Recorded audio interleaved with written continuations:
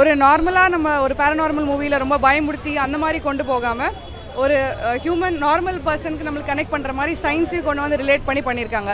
பேய் கதை, பயமுறுத்துகிற கதை அப்படிங்கிற மாதிரி இல்லாமல் அவங்க சயின்ஸ் கொண்டு வந்து ஆடியோன்ற எலிமெண்ட் எந்த மாதிரி ஃப்ரீக்வன்சிங்கிறது எப்படி ரிலேட் பண்ணியிருக்காங்கிறது சொல்கிறது ரொம்ப இன்ட்ரெஸ்டிங்காக இருந்தது. கண்டிப்பாக கனெக்ட் ஆகும். ஏன்னா நம்ம ஃப்ரீக்வன்சி டெக்னிக்கலாக வாட்ச் பண்ணலாம். ஸோ ஒரு பேட்டோட ஃப்ரீக்வன்சி நம்மளுக்கு அல்ட்ராசவுண்ட் நம்ம ஹியூமன் இயர் கேட்குறது 50 ஹெர்ட்ஸ் தான். அதுக்கு மேலே இருக்கிறது கீழே இருக்கிறது கேட்காது. அதான் மைக்கில் சின்ன ஃப்ரீக்வன்சி அதிகமாக இருப்போம், நம்ம காது டிஸ்டர்பன்ஸ் வரும். அந்த ஃப்ரீக்வன்சியில் இருக்கிற பேரநார்மல் ஆக்டிவிட்டீஸை கொண்டு வரதுனால it makes sense, it adds up. ஆமாம், அந்த அவங்களாம் இருக்காங்கன்னு தெரியாமல் போய் பார்த்தா தான் எனக்கு நல்லா இருந்தது. ஸோ முடிஞ்சால் ட்ரெய்லர்லாம் ஃபுல்லாக பார்க்காதீங்க, 15 செகண்ட்ஸ் மட்டும் பார்த்துட்டு போனேன் நான். So that was lot of surprise elements எனக்கு. ஸோ ரொம்ப பிடிச்சிருந்தது.